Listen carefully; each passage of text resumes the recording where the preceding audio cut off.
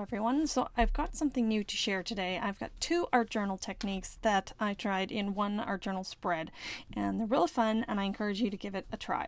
The first one is a string ink dipped string pulling is what I'm calling it. So you take string or cording, I just have some scrap stuff, and I'm putting the first ink I'm using is a Winsor & Newton drawing ink, and then just gonna lay it in kind of a circular pattern here and this is a watercolor journal, and then pull it, and as I'm pulling it I'm kind of wiggling it side to side to get a unique pattern. And this is a great technique to try with an art journal or sketchbook because you never know what you're going to get, and you'll probably get something different every time. And that's where I tend to experiment. And look at that beautiful pattern. I just love how that turned out that time.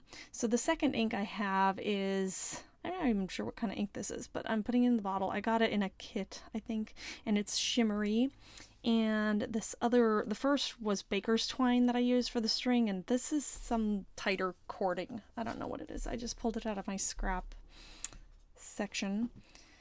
And I'm using tweezers to keep my fingers cleaner, putting it on the bottom side this time because I wanted to add more color. So then you close your book onto it, and a little bit is out of frame. And again, I'm wiggling it and I'm going up the side. I'm just trying to get a lot of coverage.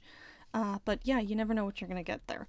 So it's kind of fun to experiment. And then open up to see what we got. It's a pretty cool pattern.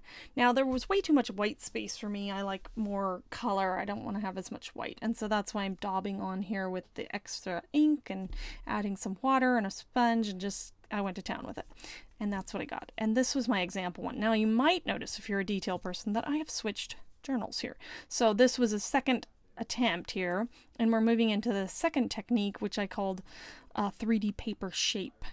And so I'm taking a gel print image, which it's conveniently printed on both sides of the paper, and I just freehand drew this butterfly shape.